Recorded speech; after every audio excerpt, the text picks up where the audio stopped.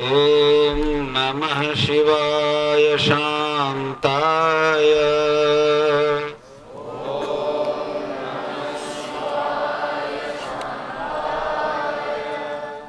कारणत्रयहेतवे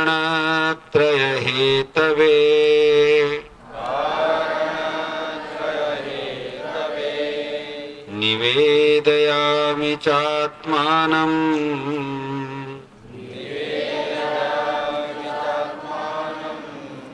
तुंगति परमेश्वर।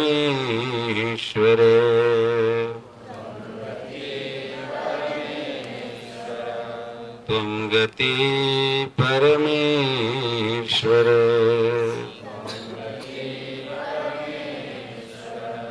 बोलिए आशुतोष शंकर भगवान की। परम श्रद्धेय समागत साधक साधिका वृंद, भक्त वृंद एवं मातृमंडली, आज सनातन परंपरा का एक विशेष पर्व है। आज हम सब शिवरात्रि महोत्सव का पालन कर रहे हैं। सारे भारतवर्ष में एवं सारे विश्व में जहां जहां भी सनातन धर्म के अनुयायी हैं, वे सब आज भगवान शिव की आराधना में लगे हुए हैं। आज का पर्व हम सब के लिए बहुत ही महत्वपूर्ण है, क्योंकि आज शिवरात्रि है। शिवरात्रि का मतलब तो सभी जानते हैं, लेकिन अच्छी तरह से इस बात को समझ लें। शिवरात्रि मतलब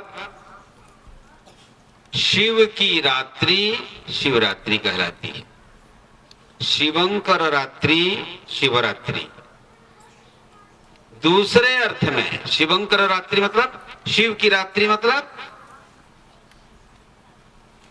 जो रात शिव के लिए विशेष हो। ये विशेष क्यों है?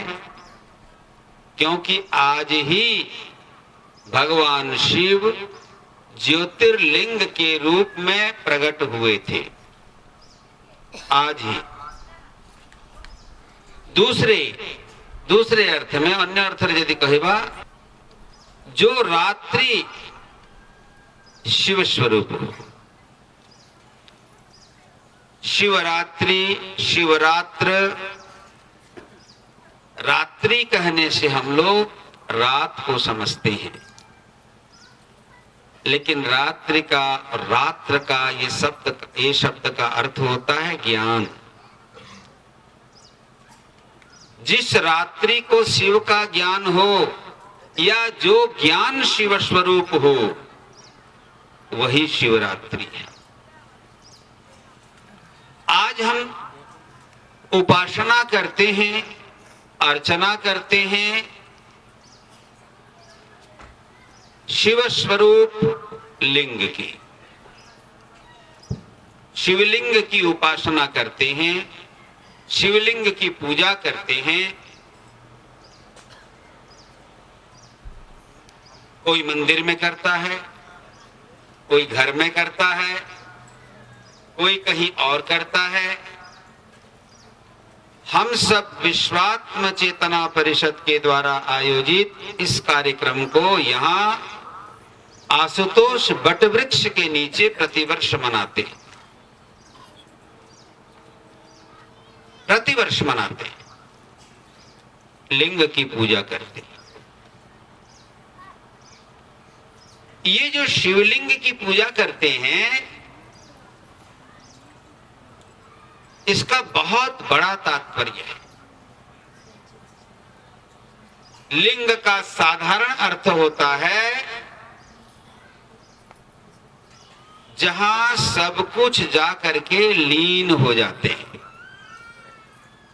सब लोग जहां जाकर लीन हो जाते हैं, वह लिंग कहलाता है।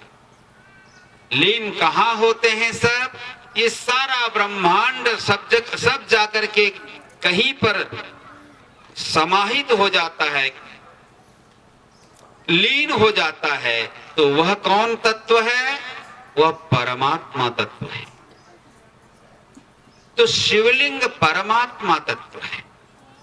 शिव पुराण में, लिंग पुराण में, तंत्र के अनेक ग्रंथों में, वेदों में, इसका मतलब वेद शास्त्र पुराण सर्वत्र यही माना गया है कि समग्र चराचर जगत का एकमात्र कारण वह परमात्मा है और उस परमात्मा का स्वरूप लिंग के समान है। स्थूल अर्थ में ये ब्रह्मांड भी लिंग का स्वरूप है। और हम अगर अपने स्तर पर हम सोचें, व्यक्तिगत स्तर पर, तो ये शरीर भी लिंग ही है। ये शरीर भी लीन होता है। ये मन भी, अंतःकरण भी लिंग है। ये आत्मा भी लिंग है। एक शब्द आपने सुना होगा, आत्मलिंग। आत्मलिंग मतलब ये आत्मा ही लिंग का स्वरूप है। लिंग का स्वरूप देखना अंगुष्ठ के समान होता है। अंगुष्ठ अंगूठे के समान, अंगूठा आकार का होता है। वेद के हिसाब में अगर देखें आप, तो अंगुष्ठ मात्र पुरुषोंतरात्मा सदा जनानाम हृदये सन्निविष्टः। वह परमात्मा अंगुष्ठ मात्र पुरुष समस्त प्राणियों के हृदय में निवास करता है, ऐसा वेद कहते हैं। तो भगवान शिव, जिन्हें हम लिंग के रूप में पूजा करते हैं, वह लिंग इस जगत का कारण है। मतलब वहीं से सब प्रकट होते हैं, वहीं सब रहते हैं और उन्हीं में सब समाहित हो जाते हैं, उन्हीं में सब समा जाते हैं, लीन हो जाते हैं।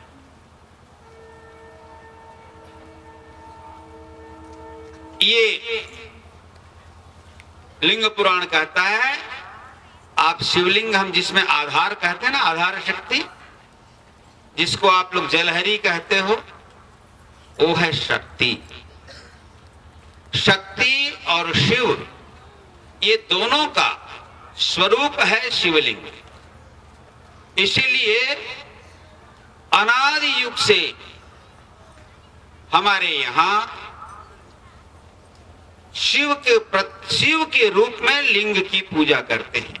भगवान शिव का देखो, ब्रह्मा, विष्णु और महेश, ये तीन स्वरूप है। परमात्मा जब ये तीन रूपों में प्रकट होते हैं,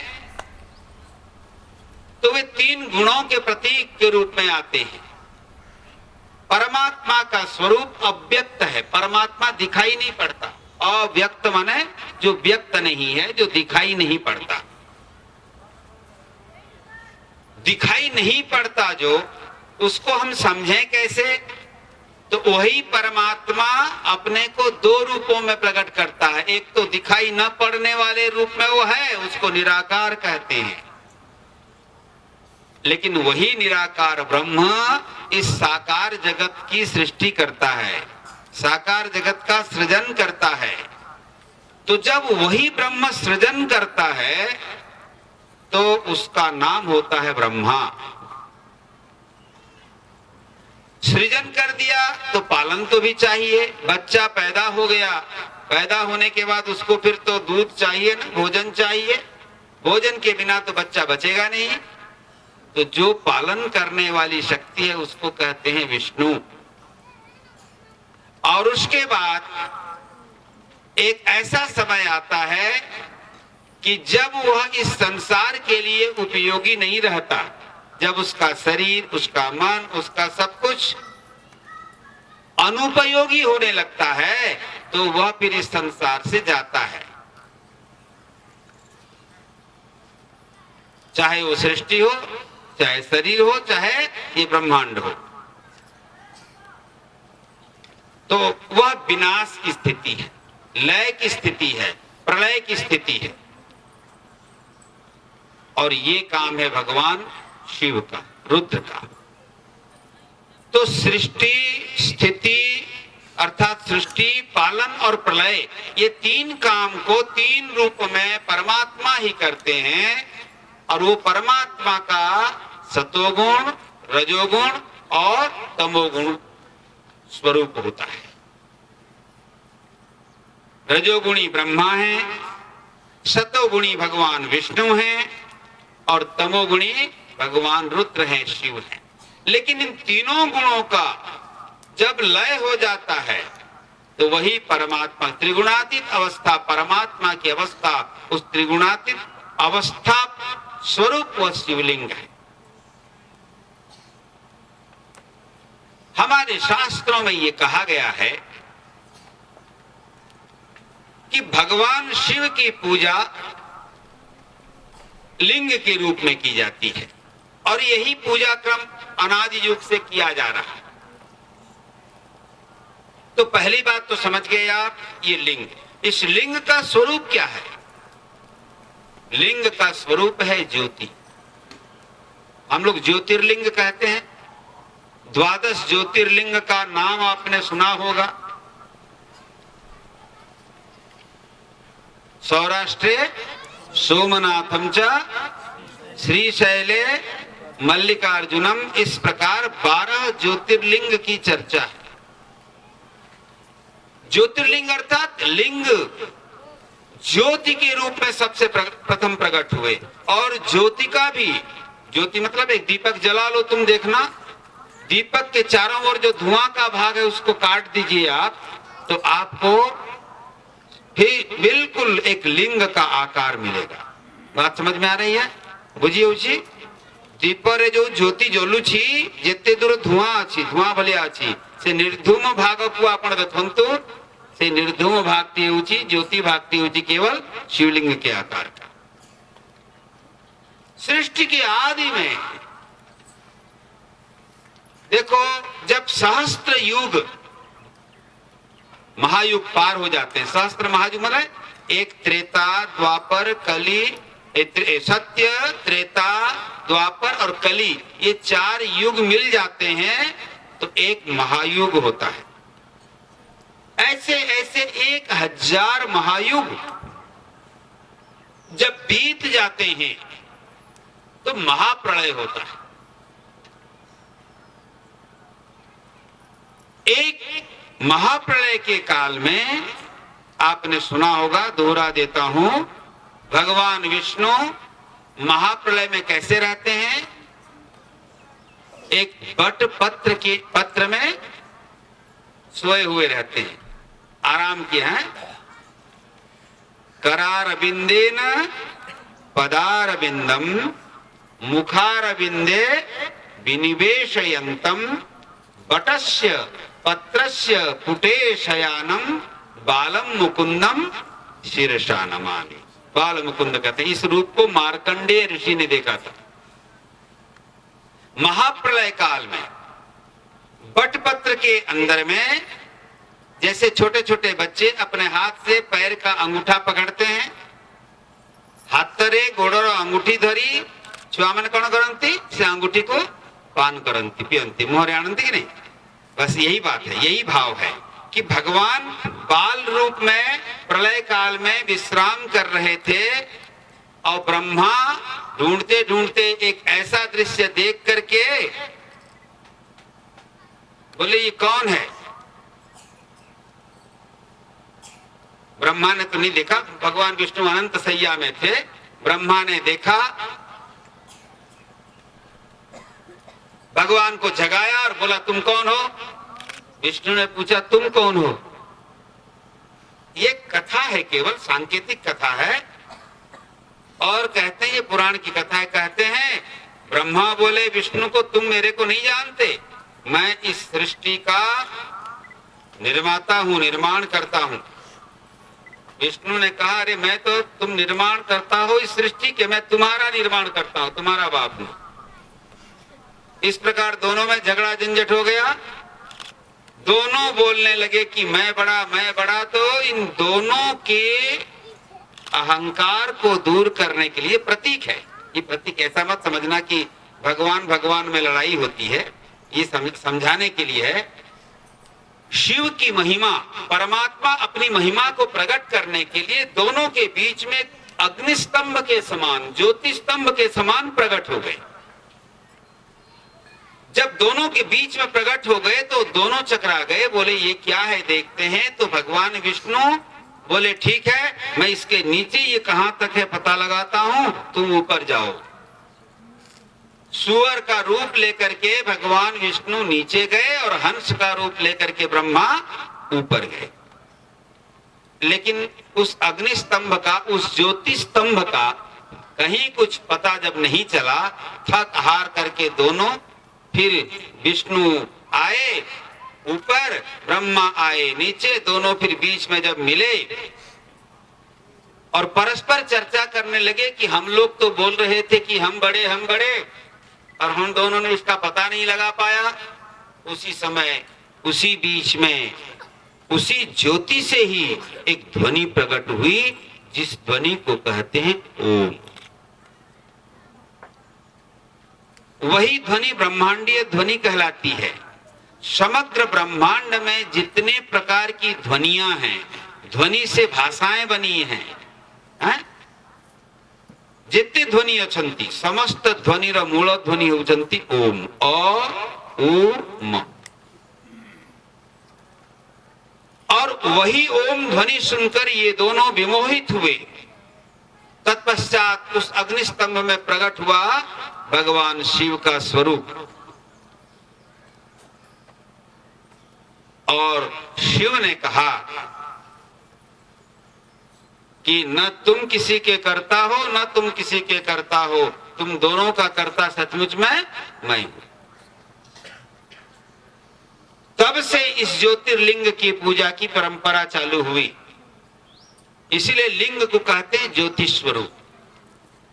भगवान शिव स्वयं अपने स्वरूप को प्रकट करके विष्णु को और ब्रह्मा को समझाए कि देखो, मैं ही इस समस्त जगत का कारण हूं और तुम्हारा भी कारण हूं। तो ब्रह्मा एवं विष्णु ने वहां पर भगवान शिव की आराधना की, प्रार्थना किया। भगवान शंकर ने कहा वरदान मांगो, तो दोनों ने वरदान मांगा कि हमारी भक्ति जो है आपके चरणों में सदैव बनी रहे। उसी समय शंकर जी ने कहा था कि आज से इसी रूप में तुम मेरी पूजा करो। तब से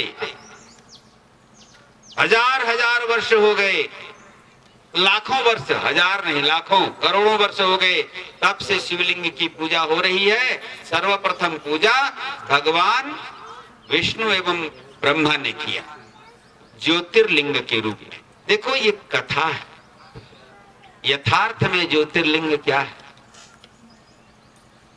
पुराण में लिंग पुराण, शिव पुराण पढ़ोगे तो पता चलेगा ज्योति के रूप में परमात्मा लिंग हमारे हृदय में विराजमान है। हम सब के हृदय में विराजमान है भगवान शिव। और ओम नमः शिवाय, ये पंचाक्षर मंत्र, इसको पंचाक्षर भी कहते हैं, षडाक्षर भी कहते हैं। ओम के साथ जोड़ देने पर 6 हो जाते हैं। ओम नमः शिवाय 6 अक्षर। लेकिन ओम की गिनती अनेक जगह पर नहीं होती है। ओम को छोड़ दो तो नमः शिवाय। ये ओम नमः शिवाय मंत्र जो है, इसको साधारण मंत्र नहीं मानना। ओम ही भगवान शिव का स्वरूप है।